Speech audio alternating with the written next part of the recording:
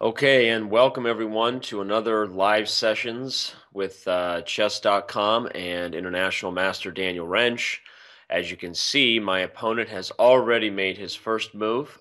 He is white. He has chosen to play knight f3, and without further ado, let's get this party started. Okay, knight f3, knight f6.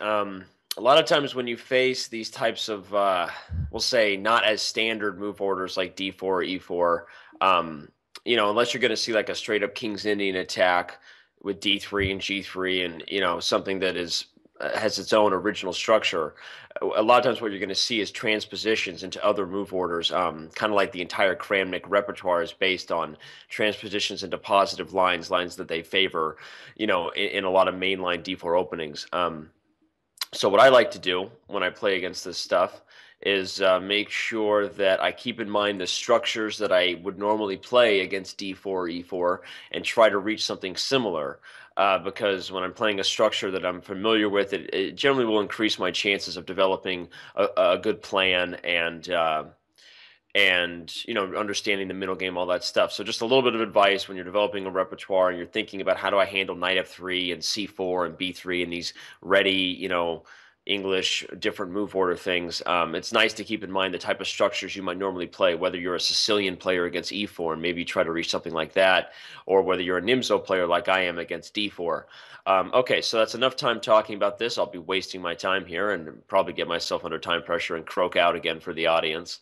But before we do that, let's see. So what do I want to do here? I don't really want to play a Nimzo structure here now that he's committed to a Reti, because once that bishop gets on the a1, h8 diagonal, controlling the dark squares, if I have like my pawns on e6 and even d5, I'm giving him a lot of control over the e5 and d4 squares in that diagonal, which usually increases their attacking chances toward the king side.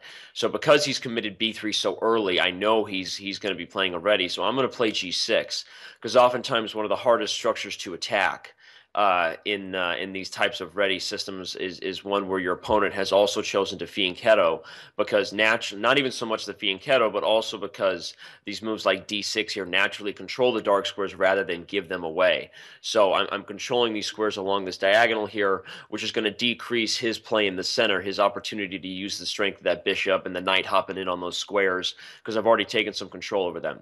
I'm going to play bishop d7 here, which is kind of a multi-purpose move. I might be preparing ideas of queen to c8 and maybe trade off that bishop, but mainly I want to complete my development and play this move rook b8. As you can see, I've chosen this sort of King's Indian structure, and I'm going to be attacking over here on the queen side. Now, I said I play a Nimzo, so you're saying, well, what the heck is Danny doing? Giving us double messages as usual, right? Yeah, well, okay, besides that, I'm obviously trying to confuse you. I do play a Sicilian, and I've been playing dragon-type Sicilians for a long time. So, I understand these positions, and I did play the King's Indian probably until I was roughly 2200. So the advantage of being a more experienced player is I have some experience in different structures, which allows me to be more flexible when I face a structure like this. We hope you enjoyed this video demo from Chess.com. Subscribe today to finish this video and get unlimited access to our full video library. Your membership also includes access to Chess Mentor, the most advanced interactive training tool available anywhere. You'll also get full access to the Opening Explorer, Tactics Trainer, and much, much more. So sign up today and get serious about improving your game.